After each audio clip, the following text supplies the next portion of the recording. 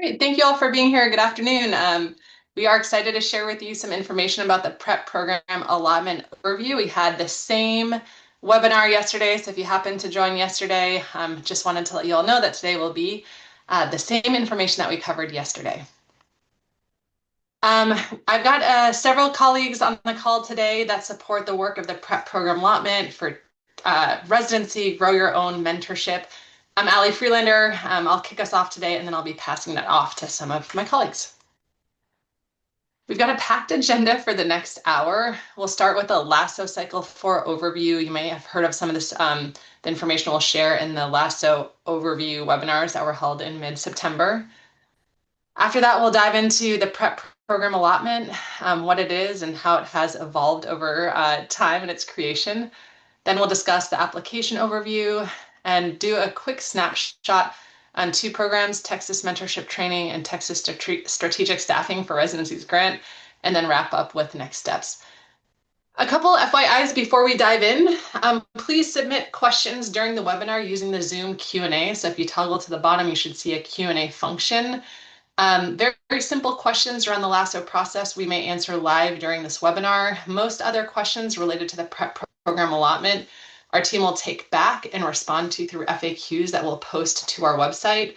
Those FAQs will be updated on a rolling basis with a final document posted by November 3rd. And the reason we do that is we just want to make sure that we're getting consistent and clear information out to the field and that everyone has access to the answers to the questions that were asked. Also, our webinar slides and recordings are going to be posted to the LASO 4 cycle website after we complete this webinar today. And then general LASO questions you can share. You can email us at laso@tea.texas.gov. And then towards the end, I'll share some email addresses for inboxes for different programs that make up the prep program allotment. All right, so with that, let's dive in and do an overview of the LASO process. So what is LASO? It stands for the Learning Acceleration Support Opportunities, and it's a single consolidated application that combines grants, allotments, and in-kind supports. I'll talk a little bit in a moment around the difference between grants and allotments, but this is the first time that we are including allotments in a LASO process. Overall, this opportunity represents $500 million in estimated services and supports across the state of Texas. It includes 15 initiatives to support learning acceleration and innovation, and it is one application to access these funds. The opportunities for LASO range across several different categories: curriculum and instruction, education and training, more time, and innovative school models. The work of the prep program allotment fits under this education and training category and is really focused on talent pipeline supports. So I wanted to spend a bit of time talking about the difference between LASO grants and allotments. This is a question we frequently get as we're out talking to folks about the prep program allotment. On the left side of the screen, LASO grants, you'll see school systems are selected for funding based on a set of priority points or tiers. This might be familiar to a lot of you on the call that have applied for grants in the past.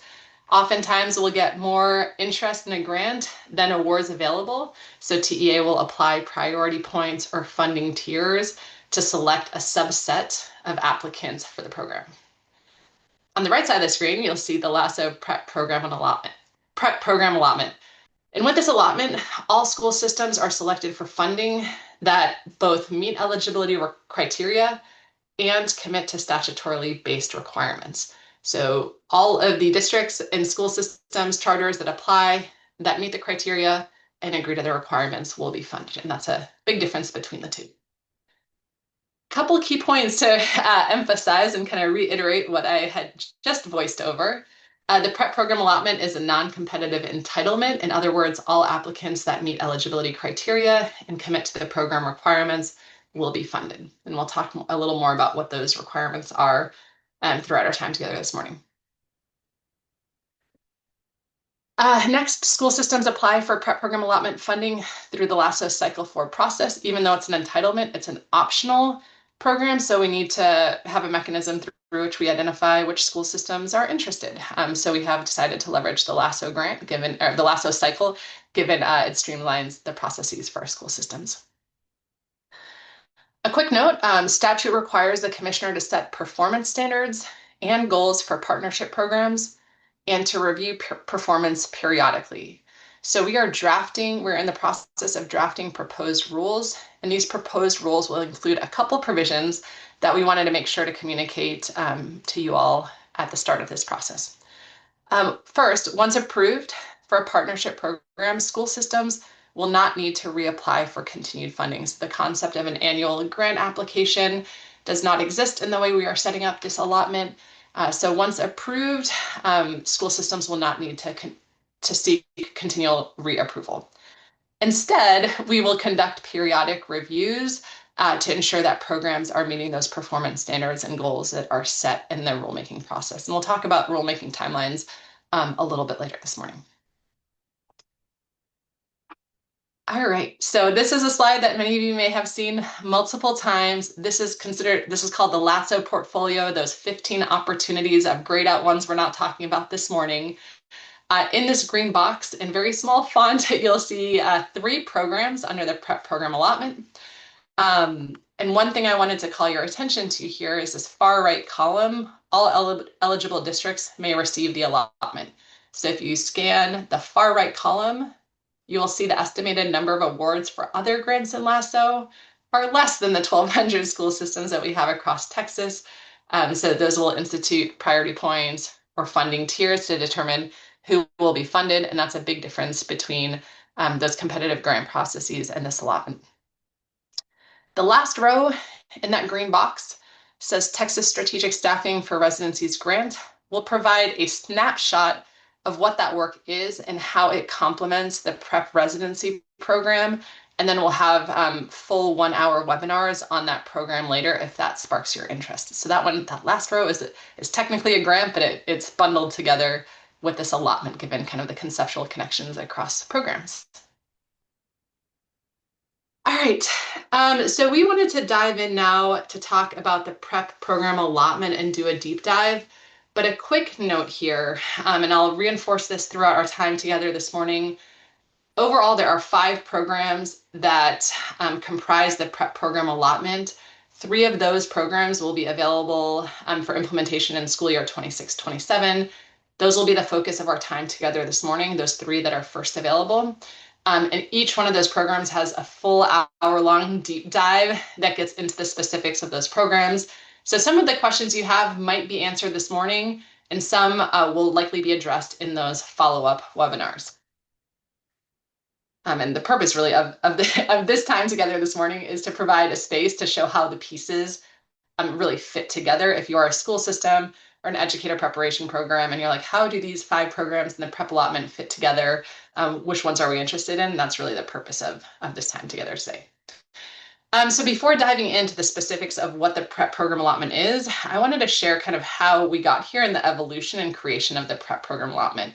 And this is really rooted in some of the teacher pipeline challenges we've seen across the state of Texas over the past several years.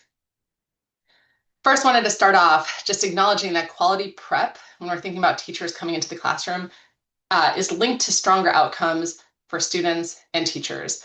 In the space of educator preparation for teachers, there are some key research-based practices that we know accelerate their effectiveness and increase their retention once they become teachers of record. First is classroom practice. The more we can get teachers in classrooms practicing the craft with students before setting foot into a classroom day one with their own set of students, the more effective we know they will be. Second is content knowledge. We know that content knowledge is the strongest predictor of student achievement. And lastly, mentoring and coaching we know is really critical in the pre-service space and also during the first and or second year of teachers' development. So preparation pathways have varied greatly in implementation of these practices, and that has led to variance in student outcomes and teacher retention over time. So I wanted to share with you all some research that's come out of EPIC, University of North Carolina, looking at Texas teacher residencies.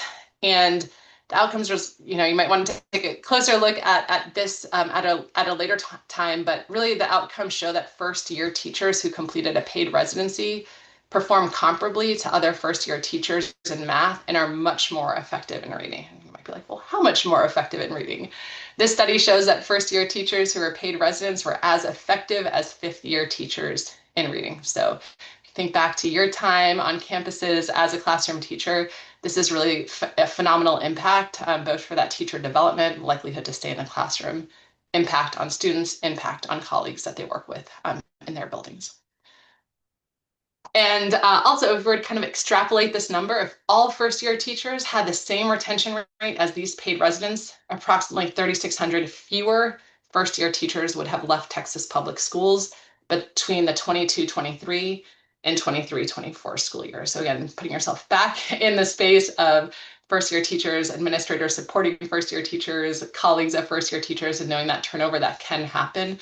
This is really promising impact that we are seeing from paid teacher residencies.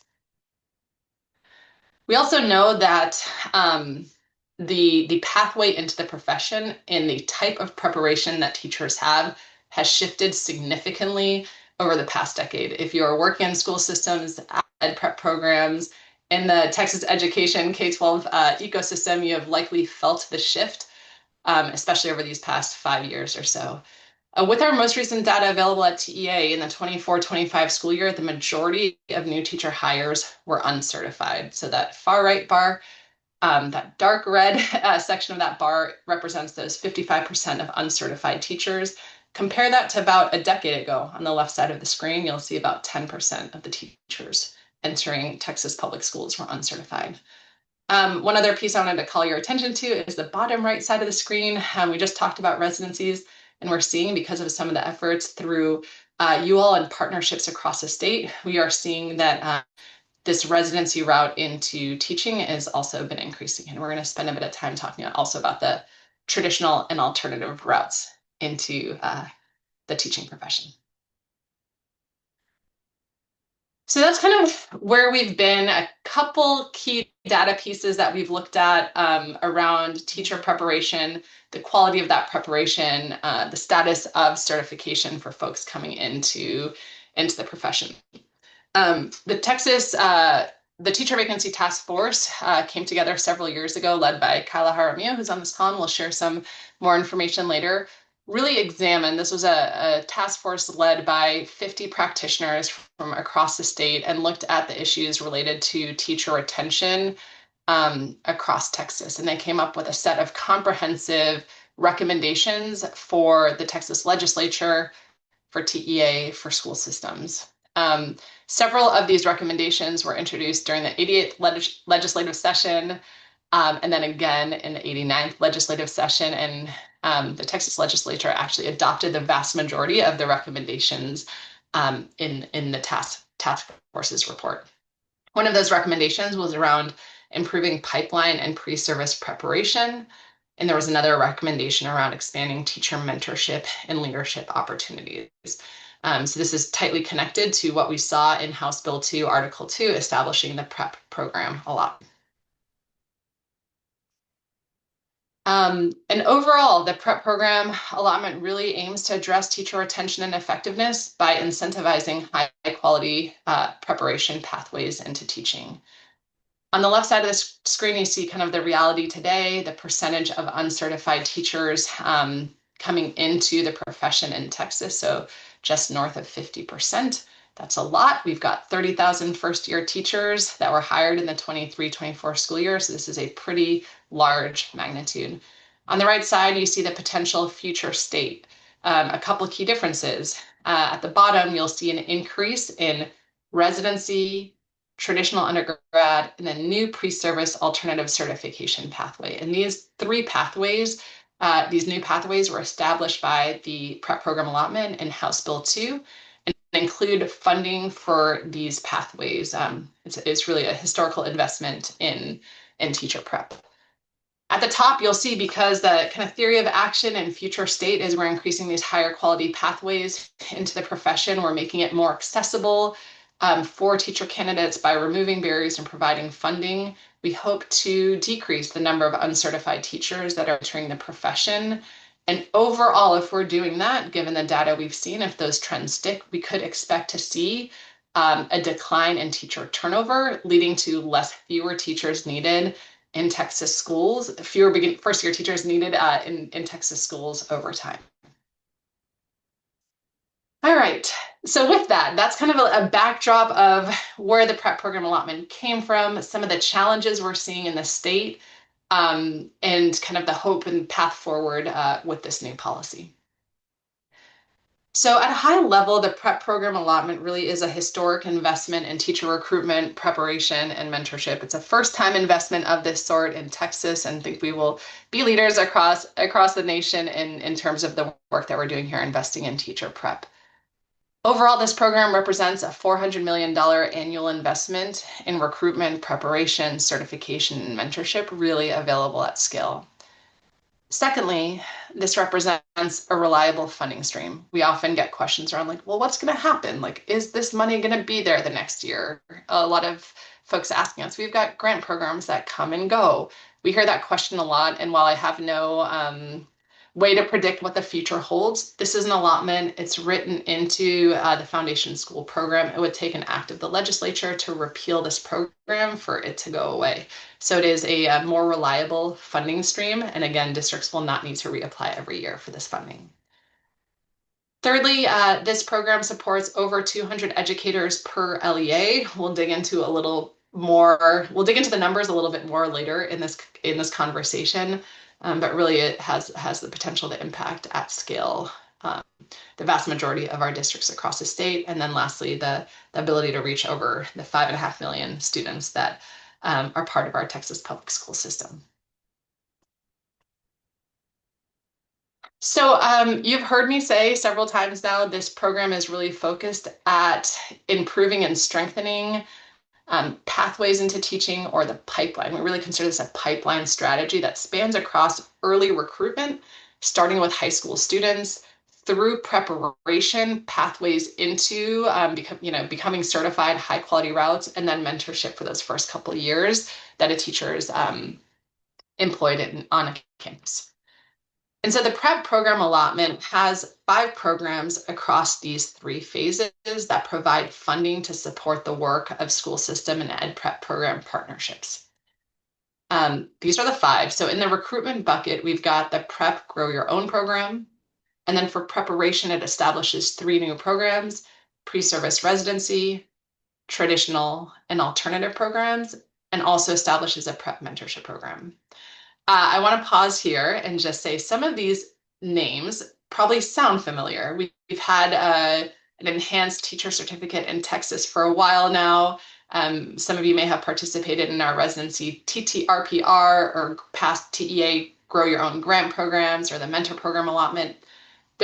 This work really is, and this policy is built on the foundation of a lot of work you all have been doing across the state as educator preparation programs, as school systems, piloting work, championing the work, growing the work, providing feedback on these new initiatives.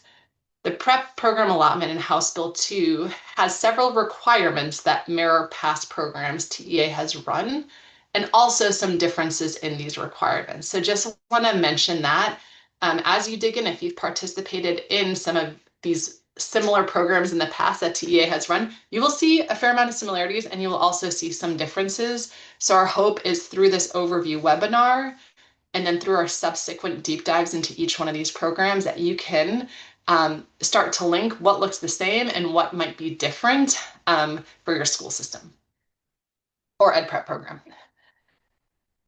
Okay, so of those 5, these 3, Grow Your Own, Residency, and Mentorship, are available in the LASO Cycle 4 process. So our applications are currently open.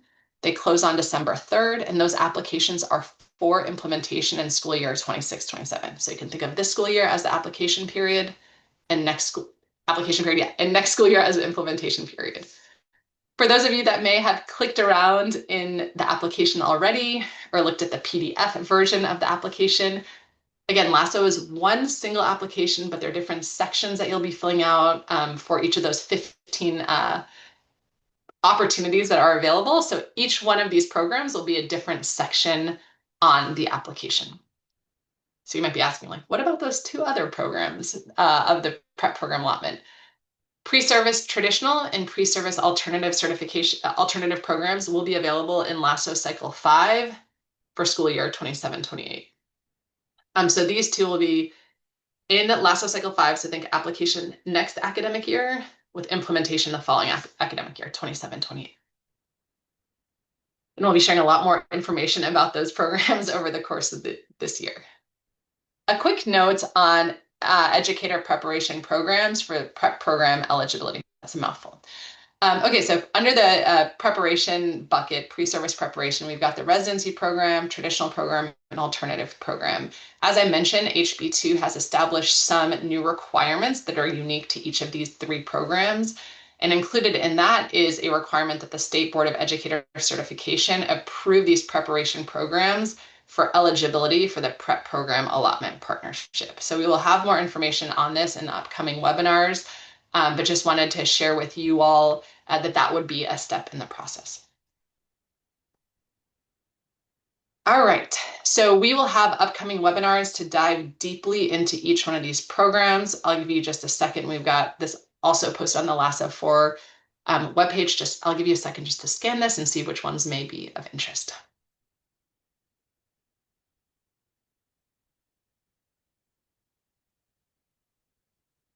All right, and just a reminder that all these webinars, the PowerPoint decks and recordings of the webinars would be posted to our LASO 4 cycle page. And with that, we're about to dive into a little overview of each of these programs, but a quick reminder, each of these programs is going to have a deep dive, so feel free, put questions in our Q&A and we will post those on a rolling basis in our FAQs online.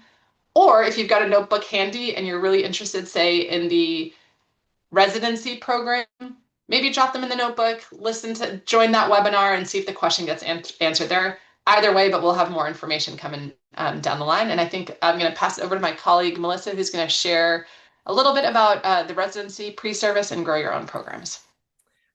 Thank you, Allie.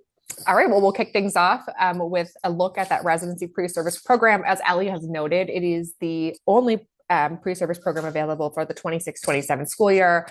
Fortunately, statute allows for us to implement the program in that first year with the teacher residency programs who have already previously been SBEC approved. So that's super helpful.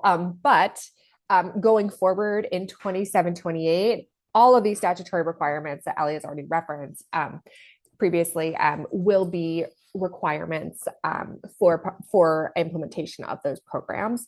And really, like, at the core of these requirements, you can see here that these really set up the parameters to ensure that the district and their APP partner are able to implement a high quality year-long teacher residency program for those aspiring teachers. So I'm just going to walk us briefly through some of these core requirements. With the first being that the candidate has access to the practice-based preparation in a year-long residency model.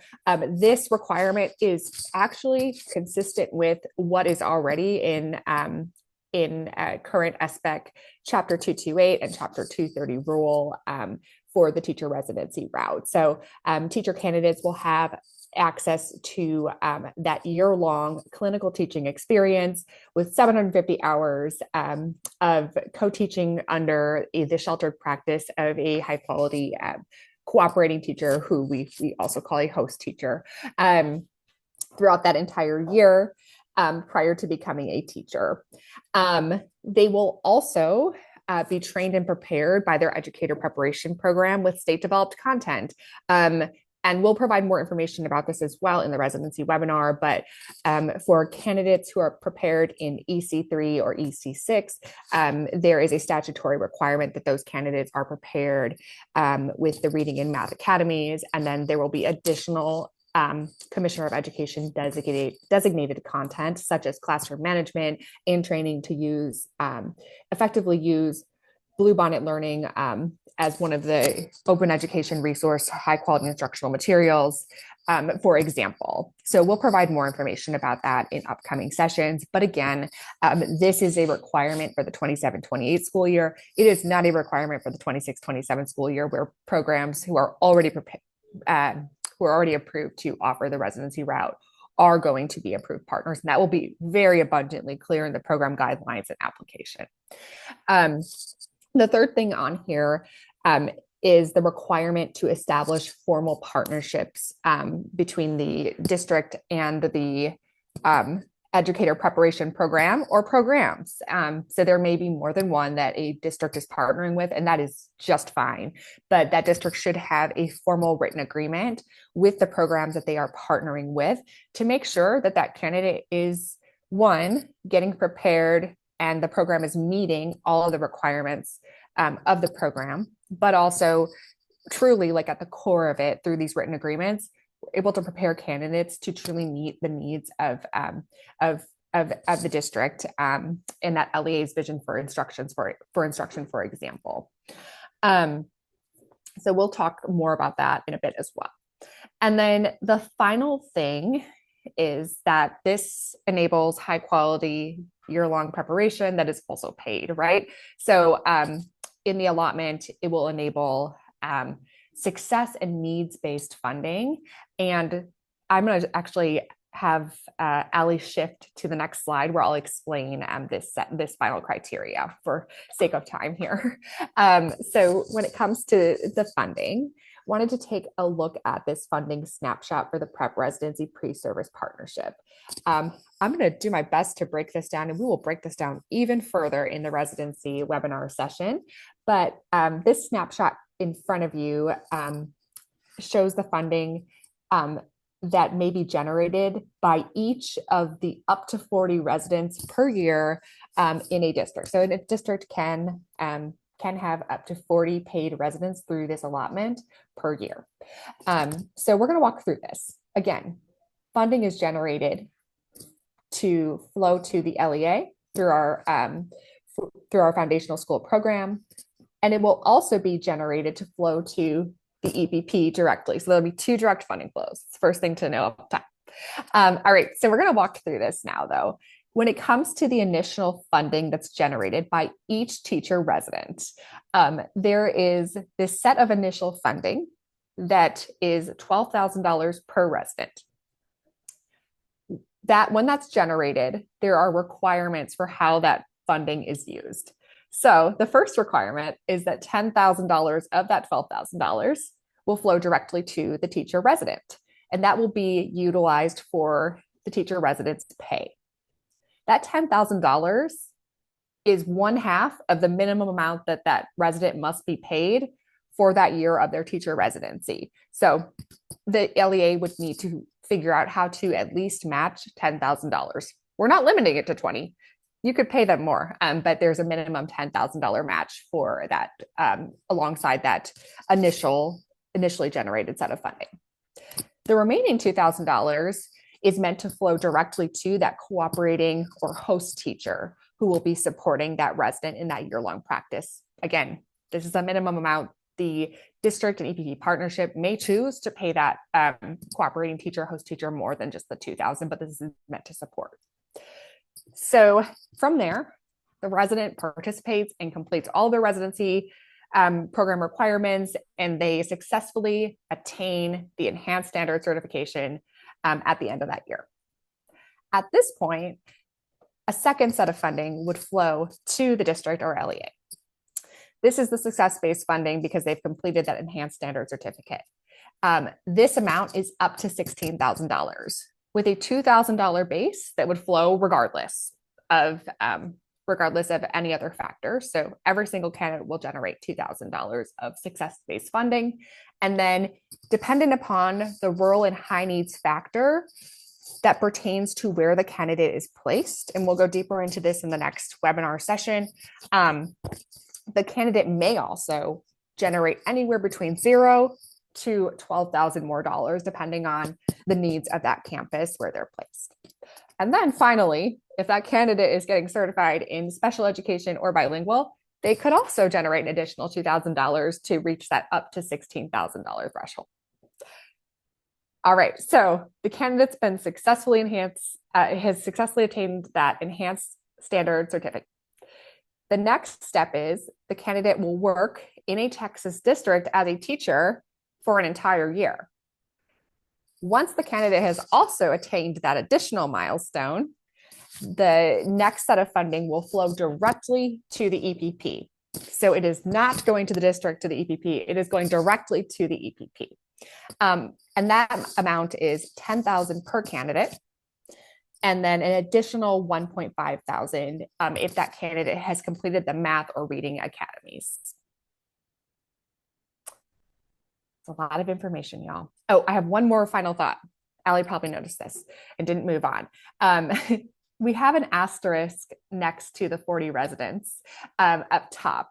And that is because if a district is seeking to fund more than 40, they can fund up to an additional 40 more candidates at the rate of funding that pertains to candidates who are being prepared in the traditional or the pre-service alt cert. It's a lower funding allocation between $10,000 to $21.5 thousand. For the sake of time today, we're not digging into that, but we will provide a visual of that in the residency session. Excellent. All right, so we're going to move back along the pipeline and take a look at our Grow Your Own program, which really supports those recruitment efforts of districts as they seek to develop their locally sourced talent pipeline with their IAG partner. So in this particular program, there are several statutory requirements that I'm just going to highlight here today, and we'll have a chance to go deeper soon. So the first component here within this program is to ensure that these candidates these employees within the Grow Your Own program are able to earn a bachelor's degree. So during the course of the implementation of the program, the district, alongside the support of their IG partner, will ensure that the employee, paraprofessional, it could be a different employee as well, is able to, one, enroll in a bachelor's degree program, but also that structures are in place to ensure that they can actually complete the coursework while still working full-time as, for example, a paraprofessional. During this time, to make sure that paraprofessional also gets to completion of that bachelor's degree and at least enrolls in an EPP, they'll also need to make sure that there is appropriate transition supports provided for that individual. So this may look like advising and other supports to keep them moving along the way to attain those goals. The second piece here, so I've spoken to the employee and the requirements for that employee to get that bachelor's degree and enroll in that educator preparation program. During this time, it's also critical that that employee is gaining access to early teacher training. So they'll need to have opportunities for on-the-job training that minimally include the opportunity to work under a mentor teacher, a cooperating teacher, and to practice teaching. And then there's, of course, other ways in which that employee can also gain that on-the-job learning and training to develop those key competencies as a teacher, such as high-impact tutoring models, for example. Districts who are participating in the Grow Your Own program must have a set of employees who are going through the program, but they will also be able to prioritize growing future educators through the implementation of a high school education and training and our CTE pathway that really starts to motivate those high school students to build interest in the profession and hopefully enter into those employee roles. And then finally, we'll take a look at funding for this program. All right, so Grow Your Own's a little simpler than residency. Thank goodness, huh? So we've got here, again, it will fund up to 40 paraprofessionals per year. All funding for the Grow Your Own program flows directly to the LEA as the only receiving individual or entity of that funding. When it comes to use the funding streams, again, there's initial funding and then there is that set of success-based funding. So we're going to walk through these briefly. Each Grow Your Own employee annually will generate initial funding of $4,000. That's the base, to up to 2,000 additional, so up to 6,000. If, for example, they are placed on a campus that generates additional funds for that rural and high needs factor. When the employee completes their bachelor's degree and at least enrolls in an EPP, they would generate the second 50% of that total amount. So between 4 to 6K. So in this model, 50% upfront, 50% upon completion of those success of those key milestones. One thing I will name here, all funds received and generated by the Grow Your Own employees must be used to implement the program, but there is a lot of discretion for that district to make some really critical decisions to support the program's implementation. So, for example, the district may decide to use those funds to fund tuition, wraparound supports for those specific aspiring teachers, but it may also consider how do we reinvest this into the development of our high school pathway, or consider using those funds for district level support to manage oversight of the Grow Your Own program. There's a lot of opportunity here to think about how to use these funds, and we'll provide more examples in the Grow Your Own webinar as well.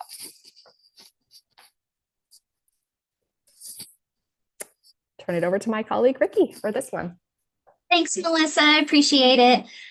Before we hop into information about the Prep Mentorship Program, I just wanted to remind everybody, I see some awesome questions coming in through the Q&A. Keep them rolling. We are going to answer each and every one of those questions in the Q&A through an FAQ that should be posted around the beginning of November. So just a reminder there. And now we'll hop into a little bit of information about the Prep Mentorship Program. So we have looked at programs revolving around recruitment, around preparation, and now we're looking at the support of new teachers in the classroom. So the Prep Mentorship Program focuses on supporting beginning teachers. And so those are teachers in their first or second years of teaching in their own classrooms. And the program supports 3 key areas. So the first is providing those first and second year teachers with trained mentor teachers, and they'll be providing coaching and support that's aligned with the classroom pedagogy standards. The second piece is that Prep Mentorship Program will provide those mentor teachers that we mentioned just a second ago with high quality research-based training through the agency required Texas mentorship training. And my director of the mentorship team, Kyla, will be talking just a little bit more about TMT in a little while, and we'll go into a deeper dive during our Prep Mentorship webinar that'll be taking place tomorrow. And the third piece is that the Prep Mentorship Program will provide school systems with the financial support to implement strong mentorship programs, including funding for training and also mentor teacher stipends. All right, so now the Prep Mentorship funding snapshot. We're going to talk a little bit about what that looks like. So you can see up in the top left corner that there is a statutory cap of 40 beginning teachers per school system per year. So the Prep Mentorship Program provides $3,000 per beginning teacher in the school system. So the number of new teachers in their first and second year is what generates the allotment for Prep Mentorship Program. And of that $3,000 per beginning teacher, the mentor teacher will receive $1,000 per beginning teacher assigned, and that comes from the school system. So the funds go to the school system school system provides the 1,000 per beginning teacher to the mentor teacher right at the beginning of the process. So, or, throughout the process, a portion of funds must be used on that agency required Texas mentorship training. So it's important to note that. And if funds remain after the stipends to the mentor teachers or the required Texas mentorship training, those funds may then be used on mentor training and or strategic staffing training and or additional mentor teacher stipends.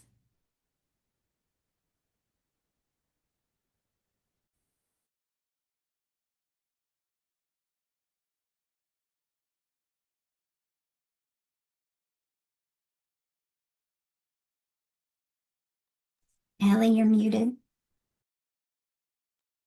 Thanks, Ricky. We've got a set of webinars coming up for the prep program allotment, starting with mentorship. We had one yesterday, another one tomorrow, and then starting on the 15th, we'll have residency and grow your own webinars. Both options have the same information, so feel free to tune into either one of those. All right. So with that, we've kind of walked through what is LASO, where did the prep program allotment come from, how did it evolve. I got into a little bit about information about each of the programs involved in the prep program allotment, and now I want to spend some time talking through application specifics because you might be interested in accessing this funding or participating. So first we'll start with eligibility. Who is eligible and who will be applying? We use the term school systems throughout this webinar and in our program guidelines and posted materials for the prep program allotment. And this term, when you see school systems, it refers to districts and charter schools, so it encompasses both. We have a definition here of charter schools, and I'll give you just a second to read through those four bullet points below.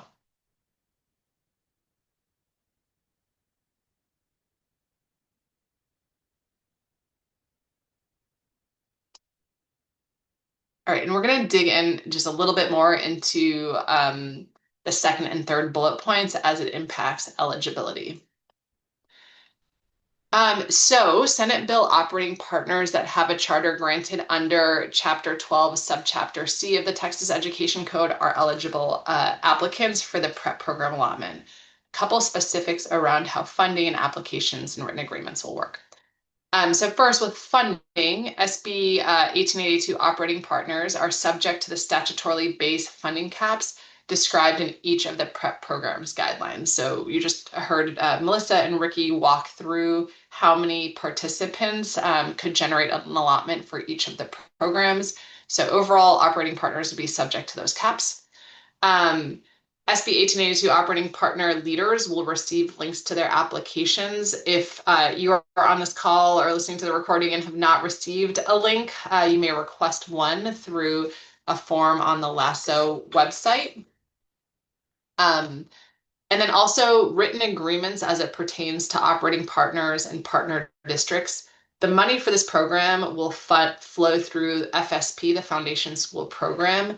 And because of that, SB 1882 operating partners must have a written agreement with the partner district to document how allotment funds generated through the partnership will be spent. So if there is money that will be moving to a campus for a dedicated purpose that an SB 1882 partner operates, that should be written out in an agreement between the operating partner and the partner district. A note on adult charter schools.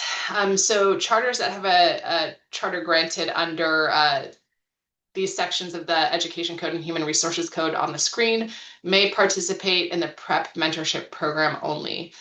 Adult charter schools are not eligible for the pre-service and therefore the grow your own programs. And I'll unpack this a little bit. Next to that little gavel, you'll see a note in the Texas Education Code for the PrEP program allotment. Written into statute is that PrEP pre-service programs must place teacher candidates in pre-kindergarten through 12th grade classrooms. Additionally, we'll talk about this a little bit more in the upcoming webinars, but to qualify for a PrEP grow your own program, a district or a school system must also apply to a pre-service program, and therefore grow your own adult charters would therefore be ineligible also for PrEP grow your own programs. Here are for any of you looking for light reading. No, but in seriousness, the requirements. We've gotten a lot of questions about what is required for each of the different programs. HB2 Article 2 established several new sections of the Texas Education Code related to the prep program allotment. So you'll see there a list of definitions, and those will be further defined. There will be additional definitions in the Texas Administrative Code. We're going through that rulemaking process. So you'll see the different sections for each of the prep programs. New Texas Education Code 21909 provides a high-level overview of those program standards and performance goals. And then Chapter 48157, that includes the funding formula for each one of the 5 programs. So we encourage all applicants to read the relevant sections of the Education Code for the programs to which they'll be applying. Note at the bottom, we anticipate posting rules for the prep program allotment during this school year. We actually anticipate that the Commissioner of Education rules will be posted for public comment in December, and looking for a late spring effective date with those. State Board of Educator certification rules. We had a discussion on some proposed rules at our last SBEC meeting in September, and those will be moving through the SBEC and subsequent SBOE processes. And again, both those sets of rules on the Commissioner of Education and prep side, SBEC side, we hope to be effective before the beginning of the 26-27 school year. A huge thanks to those of you on this call or listening to the recording that have engaged in stakeholder feedback. This legislation was signed into law in June, and our team started working on engaging with stakeholders right then in June, actually, to gather feedback on these proposed rules, and have gotten several rounds of feedback over the past several months. So thank you for all of you that participated in that. A quick note on reporting and program monitoring. To calculate allotments, TEA is going to need to gather some information. Also, to engage in the periodic reviews that are a requirement of statute, we will need to have access to some information as well. I will say our commitment as a team is to try to streamline the process as much as possible for ed prep programs and school systems. So we are really trying to limit the amount of additional collections, but some will be necessary per the requirements in statute and to implement this program effectively. In our current plans, as we are mapping things out, we know that school systems must at minimum submit identification information of prep program participants. For example, residents, and we're setting this up in ECO, so we're starting to build the IT side of this. Reason there is that the allotments are calculated based on who the teachers are and where they are placed. So that second bullet is campus placements. Again, there's for the pre-service programs, grow your own. The amount of funding is dependent upon the campus. So we will try to streamline that through an ECOS collection, and we'll be sharing more information at a later date. Thirdly, report spending of the prep program allotment in a format that we will share down the road. We will likely model some of this off of reporting on spending for like the teacher incentive allotment. And then ensure program participants, such as residents, beginning teachers, and mentors, complete annual program perception surveys administered by TEA. Just a note at the bottom around adopting rules and verification of participation forms, which we'll talk about in just a moment. There are, partnership is a word in the acronym PREP. It's preparing educators through partnership programs. So preparing and retaining educators through partnership programs. So what are those partnerships? For Grow Your Own, a written agreement must be established between a school system and an institution of higher education or an ed prep program for implementation in the 26-27 school year. The same is true for residency, a partnership between the school system and ed prep program, which may be an IHE. And then for both residency and the prep mentorship program, cooperating teachers for residency, these are oftentimes also referred to as host teachers. And then mentor teachers for the mentorship program must complete the Texas mentorship training, and we'll share a little bit of information on that in just a moment. Online, we have several resources available. One of them is a role and responsibilities insight tool. It breaks it down by superintendent, board, kind of C-suite individuals, campus leaders, teachers, what some of their responsibilities may look like. It's not an exhaustive list, but it's intended to bring a little bit more clarity to the types of responsibilities and time commitments for those individuals. So we encourage you to check that out online. In terms of the application process. Your school system or ed prep program might go through several steps before applying, but at a high level, we encourage you all to look at this overview document that we have online, read the program guidelines for each of these programs, engage stakeholders in conversations before submitting an application. Quick on application reviews. There will be no interviews with the prep program allotment, and our teams will be reviewing applications to ensure they meet the eligibility requirements and agree to the statutorily based assurances. We also have standard contract language in alignment with recent executive orders. So if you are engaging in, drafting an MOU, a contract, these partnerships must include this language in their contracts, and this will be posted to our website. All right, with that, I'm going to pass it over to my colleague, Kyla, who's going to share a little bit about the Texas mentorship training. So Kyla, I'll pass it over to you. Thanks, Allie. Before I jump in, just want to name that we're going to be real quick on the Texas mentorship training today, and we'll go much more in depth tomorrow in our prep mentorship webinar. But just to rename what my colleagues have shared earlier, the Texas mentorship training is required for the prep pre-service residency and prep mentorship program. And again, we'll talk more in both of those webinars. I'll share a little bit about what the Texas mentorship training is. But I do want to note that before this mentorship training has even gone to pilot, it has been shared with a number of stakeholders who have provided feedback, including EPPs, campus and district leaders, and teacher leaders. And this Texas mentorship training that is a centralized mentorship training, it meets policy requirements for the training of all mentoring educator roles, including mentors, mentor teachers, cooperating teachers, and host teachers, including those requirements for the prep mentorship and residency program. This Texas mentorship training aligns with key TEA initiatives, such as the Leadership and Instructional Foundations for Texas LIFT program, which is also an opportunity through the LASO application. This training aligns to the classroom teacher pedagogy standards, as well as the T-TEST system. And it is delivered by certified Texas mentorship training providers, including all 20 education service centers, as well as a few additional providers, which we'll share more about in our mentorship webinar. Again, on this slide, you can see when those mentorship webinars are. Our next one is tomorrow at 12:30, as well as when the prep residency pre-service program webinars are.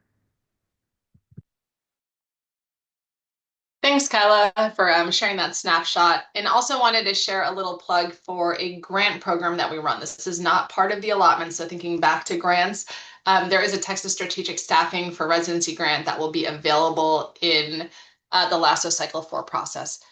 So as a quick reminder, the prep program allotment, all districts that meet eligibility criteria and commit to requirements are funded. That includes the prep pre-service residency program that provides funding for several things, including partial funding for a resident salary that school systems must match.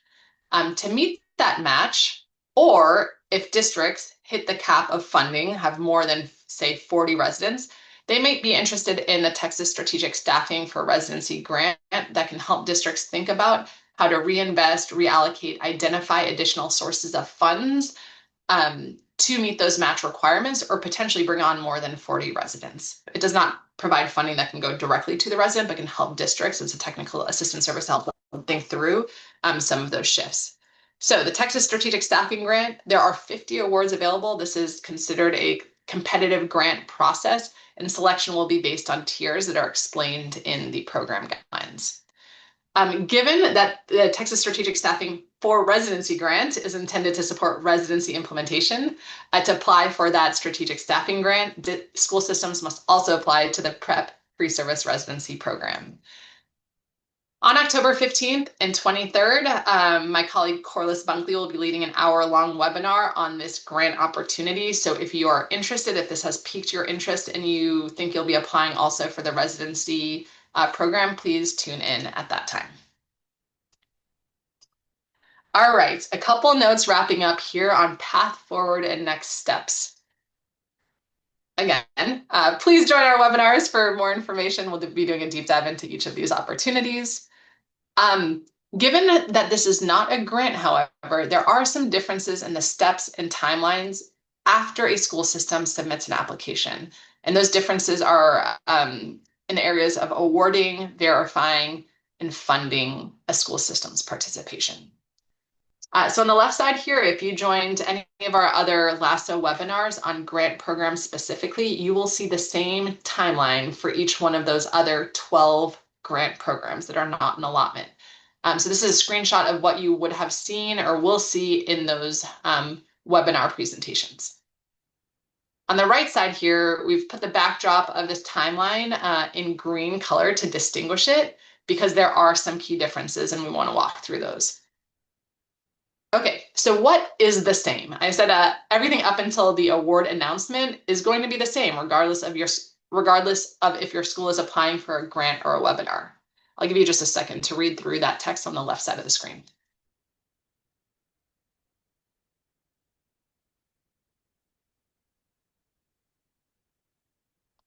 And I know many people listening today likely wear several hats at their district or charter and might be applying for several programs. So wanted to stamp that these steps and these timelines are the same. One difference is that we're going to be doing application reviews. For grants, you'll see scoring. The dates are the same, but the action that TEA will take is different. We are not scoring and prioritizing based on priority points, and we are reviewing to make sure school system applications meet eligibility requirements and are agreeing to the statutorily based assurances. The award announcement will be the same for grants and the PrEP program allotment. We anticipate around February 2nd. Sharing award announcements with school systems across the state.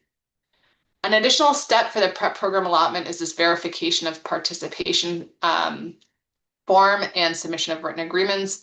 We anticipate that to be in the April, May, potentially even June timeframe. I have a slide to talk through some of that. What won't be part of the allotment process is e-grants and NOGAs. We often get questions about this for other allotment programs we run. Since this is not a grant, there will be no e-grants, and since this is funded out of foundation school programs, we'll share more information about that in the coming months. Quick note on verification of participation forms. So we mentioned that this is an additional step for PrEP program allotments that will happen in the late spring, early summer timeframe. When we send award announcements on February 2nd to school systems across the state, we will have a lot more specific information around these verification and participation forms and written agreements, but wanted to preview what the step is and why it exists at a high level. Given that we are still going through the rulemaking process, we want to make sure that all school systems that receive their preliminary award have a chance to review the Commissioner of Education and SBAC rules related to the PrEP program allotment and agree to those guidelines and policy in the Texas Administrative Code. A couple key points. School systems must submit these participation forms by the dates that we share, and we'll share those dates on February 2nd. You also may decline your participation through that verification of participation form if you see some provisions that you feel like would not be the best fit for your school system. We'll also ask for the estimated number of PrEP program participants in that verification of participation form. A couple of quick points about written agreements. So as mentioned, pre-service and grow your own programs will need to submit written agreements to TEA. We'll share more information on February 2nd when we send out those guidelines. But the written agreement of partnership must at a high level articulate how the partnership will implement all requirements participating to residency or grow your own, and articulate that the partnership has read the proposed Commissioner of Education rules and applicable PrEP program guidelines and describes how it is going to implement all of those requirements. A couple supports, we get a lot of questions of, will you be providing verbiage or templates or models? The answer is yes. Once you've been approved to participate, our staff will provide guidance on the submission of those written agreements and provide templates and several examples for folks to complete those agreements. As we wrap up, a quick reminder, applications are due on December 3rd by 5 p.m. There's a request for application link form on our website if someone in your school system has not been able to access that yet. We really encourage folks to look at the PDF of the application. Qualtrics you can click around, but there's a PDF that just shows you all of the questions in one spot. So you can even print that or use it as a form and work as a team to answer the questions and compile on all the information before you get into the actual Qualtrics submission. Applications also must be signed by the superintendent or operating partner official for SB 1882 partnerships. So just build that into your timelines as you're thinking about that December 3rd submission timeline. If you're looking for a quick one pager, we have a to the administrator address correspondence that we posted, I think back on September 18th, that provides an overview of the prep program allotment. So feel free to circulate that with any team members. And lastly, we've got some upcoming office hours. We'll be updating FAQs kind of on a rolling basis until February 3rd. And February 3rd will be the kind of deadline for our team to respond to all of the FAQs that we've received through these webinars. At the beginning, I mentioned that we'd have email addresses for each of the programs to share at the end of today. These are managed. Sometimes when I send them to, request to the email that doesn't have a name on it, I'm like, where is this going to? But this will go directly to folks that you heard from today. On the screen, we monitor that inbox. You'll likely receive an automated response that says, because we're in the application window, we will not respond to questions one-off. We will take all the questions we receive from the field and add those to our FAQ document to really ensure that we have clear and consistent communication out to the field. And we also kind of like bundled like questions together for just clarity for the field. A couple additional notes. We've got some upcoming webinars, application windows. Encourage you all to visit the LASO website, register for those additional webinars, and then peruse the resources available on the LASO 4 website. And thanks so much to our LASO team for posting all of that. I thank you so much. We're a few minutes over today. We had a lot of information to cover. Thanks for hanging with us for those of you that did.